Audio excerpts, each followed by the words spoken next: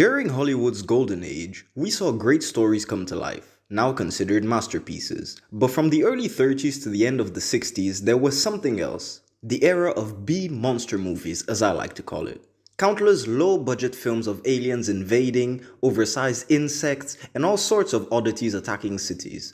Then came a time, during the 70s to late 80s, of remaking these B-movies into what most consider the definitive versions, such as The Fly, The Blob, Little Shop of Horrors, Invasion of the Body Snatchers, and arguably the most beloved, John Carpenter's The Thing, remade after 1951's The Thing from Another World. Directed by Christian Nyby, written by Charles Lederer, The Thing from Another World stands out from most of the 50s monster movies. It's good. Very fucking good. When an unidentified object crashes near Dr. Carrington's research base in the North Pole, the Air Force sends Captain Patrick Hendry and his crew to help with its investigation. Tagging along is Scotty, a war journalist and friend of the captain's. Upon arrival, they discover a spaceship in the ice, but destroy the aircraft while unearthing it, revealing a humanoid creature trapped in the frozen tundra. Bringing it to the base for further examination prompts disagreements between the military and scientists. Meanwhile, the creature rises and begins wreaking havoc. To start off, I'll clarify by saying the monster isn't like the 1982 Carpenter film. It doesn't assimilate organisms. This being is more Frankenstein in appearance and is basically a single, overpowered human. Now, the plot is fairly simple, but opens doors to a number of different possibilities. The main highlight are the different character dynamics presented. You've got the captain who follows his superior's orders until the lives of those in the base are threatened. Every action taken after is not only to protect the crew but terminate the menace. The scientists led by Dr. Carrington on the verge of groundbreaking revelations eagerly pressed to dissect the creature, claiming first dibs on the discoveries to be made. Internal conflict amongst the researchers themselves on the dangers involved being impatient to claim the findings, hazards it could cause to humanity. Captain, in relation to removing the body from the ice, I'd like to point out there are organisms that survive after death, but cold can destroy them. Now, in view of that... Doctor, I don't know anything. On the other hand, these same organisms may be dangerous. They may be carrying disease germs from another planet. Germs we couldn't cope with medically. Thank you, Doctor. No, I can't agree with you, Dr. Chapman. I don't know. There are also smaller dynamics like the captain and his subordinates and his love interest. Little moments sprinkled throughout, making you not only care, but ultimately respect the characters. The writing is able to sustain and move freely through all these things while advancing the plot, keeping tension ramping up as the 87-minute runtime reaches a close. One of the main anxiety-raising tools is the Geiger counter, and even after loads of rewatches, it still remains very effective. Hold it, Captain.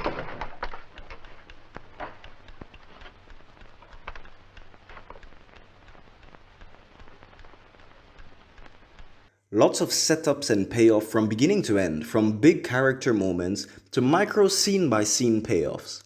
There is a bit of humor, in large part due to the amazing performances from the handful of actors that are able to banter in a way you probably haven't seen before. Of course, the wisecracks don't conflict with the tone and remains overall fairly serious. A lot of what happens is seen through the characters' reactions, and it's enough for you to discern the gravity of the dire situations.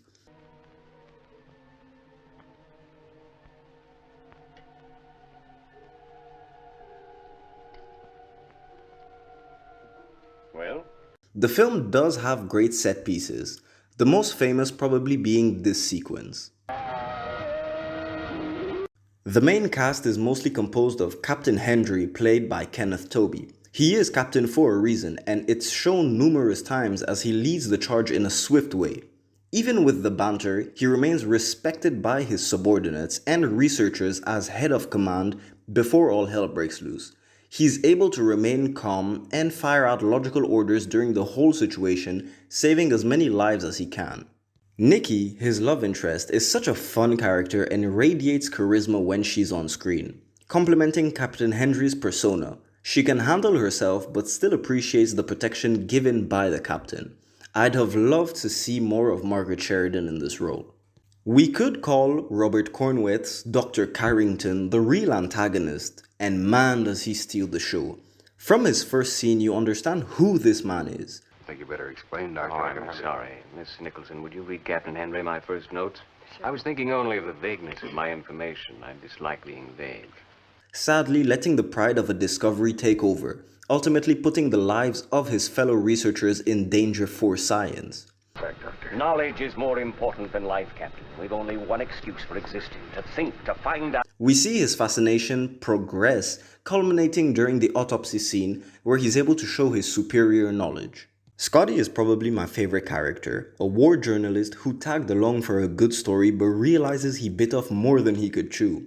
Even then, he's not useless and helps everyone protect the base. While giving us most of the humor, he's basically the audience and reacts like we would, beautifully played by Douglas Spencer.